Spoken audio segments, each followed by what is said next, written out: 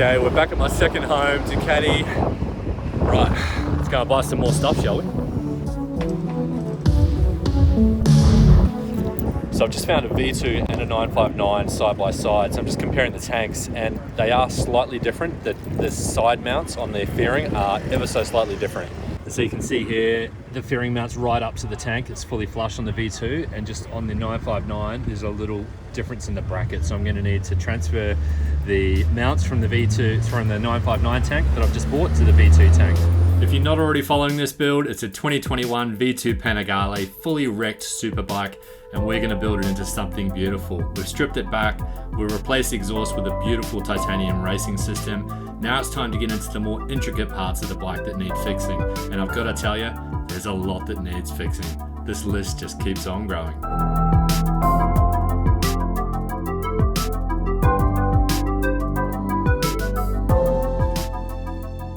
You may see my new hat, Brisbane Motorcycles. These guys have been helping me out with heaps of really good parts. They do Honda, Ducati, Husqvarna, you name it. So check them out, I'll put a link below.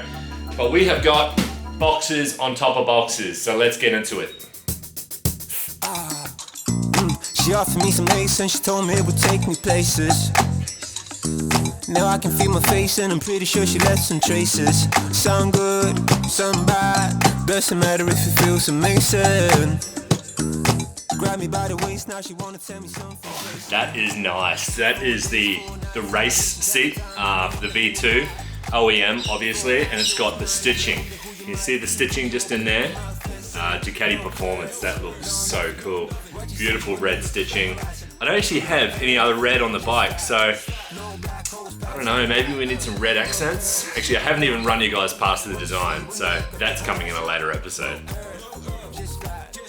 So today's goal is to rebuild this front end, and it's not going to be an easy task. I've never actually done this on a superbike before, and it is quite intricate. I think it's not as easy as it looks because there's so many little parts involved. However, one thing we have been able to do is simplify this wiring loom because we just don't need half of it for a track bike. So you might remember we took all of the plastic off the front and we had all of the old plastic pieces and we've kept them in a safe box. So we need to use all the little extra parts of that, somehow figure out how to bolt it all to this. I'll put a diagram on screen here. This is what we're going to use as a reference, and you can find these online if you ever need to. It pretty much tells you how to build it, but you know, it doesn't give you exact instructions. And we're going to try and mount this back on here, just like this, and fingers crossed we'll be able to put the dash in. We might even be able to get the power back to the dash today if we're lucky. We should also have some clip-ons arriving. We've got a new clutch lever. We've got some new domino grips. We've got a bunch of stuff. This whole front end's gonna get rebuilt. Stay tuned. So time for a quick wipe down. Everything's so much easier to work on when it's super clean. So it's really paid off making that decision to keep all those broken pieces at the beginning because we can reuse all the hardware.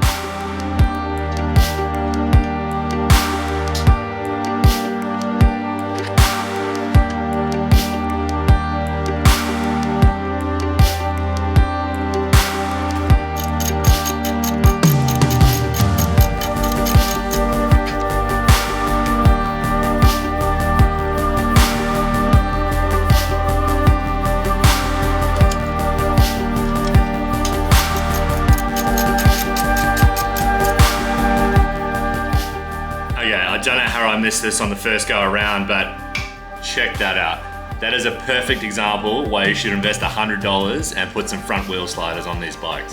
That nut is ground down completely on one side. You know, I don't even know how I'm going to get it off, to be honest. Hopefully I've got two good sides of traction there. Okay, lucky for us, this also just arrived in the mail, which I think is actually our replacement radiator. So let's see if we can get that on at the same time.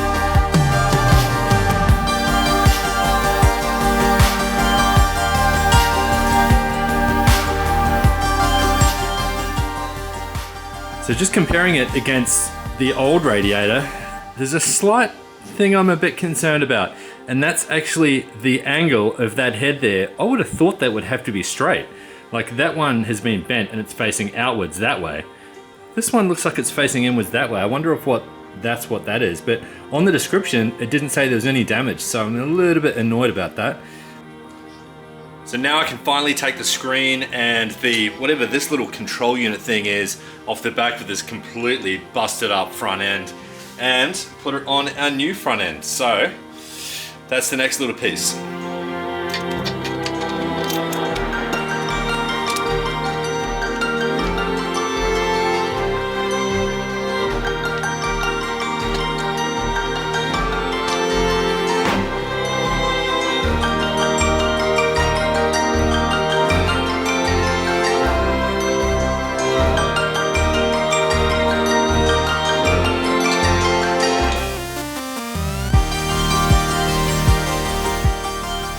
So another package has just arrived from another courier. It's a bit like a post office in here at the moment. So let's take a look. I've already half unpacked these, but here's our clip-on. It's beautiful, perfect clip-on. So we'll put that to the side. And we've also got our switchgear. So our replacement switchgear. So big thanks to Imperial Sport Bikes. These guys do an amazing job. Okay, so I really feel like I'm missing something. There's, on the front section just here, this whole light replacement section, there's 4 mounting points and they've each got one of these little pieces. 2 of them have, I'll call them internal plugs that you can screw into, and the 2 outside ones sort of just sit on these rods and hold it there, but it feels like maybe they also need bolts as well. I don't know. Either way, it's bolted together now, so that's how it looks. Pretty good for this stage. Perfect.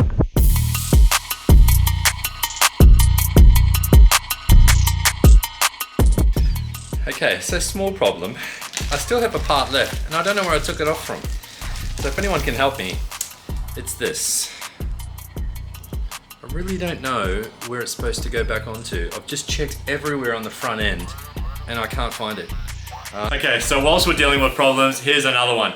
I just realized that the new radio we've got has both top mounts and bottom mounts, which means that I'm missing mounts on the bike itself. So it looks like when it's crashed, I'll show you the old one.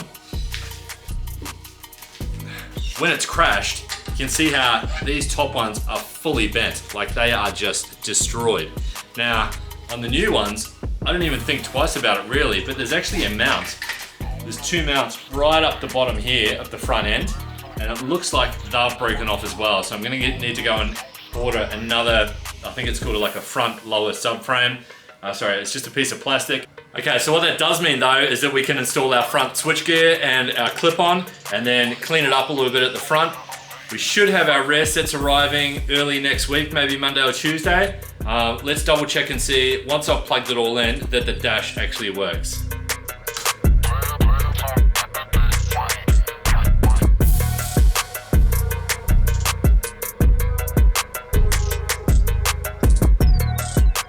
Okay, so that's actually pretty good news because it not only does it work, but the fan has stopped making a noise and I haven't disconnected the fan at all. So that's a good thing.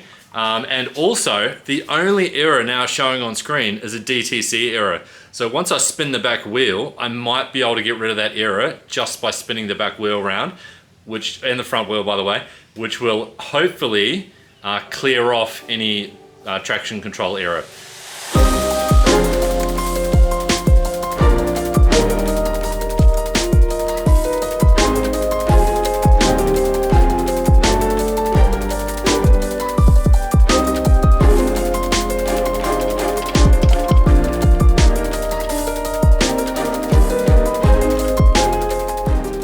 It's a day for dramas, but I might as well find out about these things sooner than later. We've also got some extra damage on the top of the fork.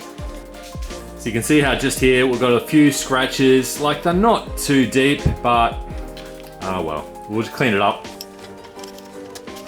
This is why I love these OEM clip-on clamps. You can just put them around the existing fork without having to take the top triple off. And they have locators on them, so they sit perfectly in the right position.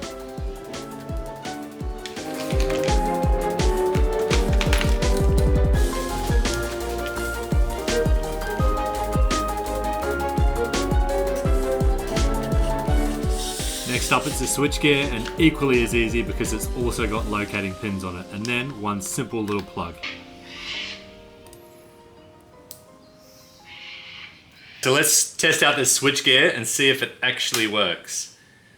So what are we looking for? We're looking for indicators. Let's go indicator left, that works. Right works. There is no horn, there is no light. Oh, that's a bit sticky. Okay, this works. So our set works, our mode works. Here we go. Exit, race, sport, street, exit. Get out of that. Okay, so I'm pretty sure I've just been ripped off. The lever I bought doesn't actually have the little clip on the end that activates the clutch sensor. So have a look at it. It's actually fully loose, even out on the furthest most point. I pull it in and it doesn't flick the actual sensor just here. So here's my sensor and it doesn't get it. So look, luckily it was only, I think $30 I paid for this. So yeah, clearly it's not the same. I looked on my V4 and my V4 has got the exact pin on it. So that's all right, you live and learn. 30 bucks wasted. Yeah, at least it wasn't $300, you know? Okay, so on to the next thing. What we might do is take these old grips off and put the new ones on.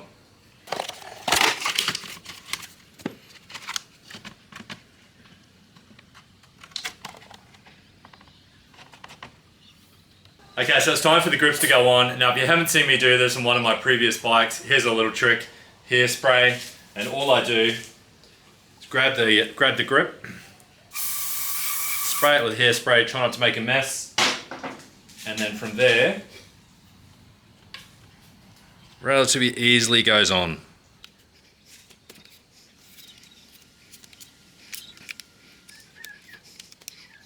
Okay, I can't help myself, but whilst we're just like fixing up the front end, wouldn't it be nice just to see what it looks like with one of the fairings on it?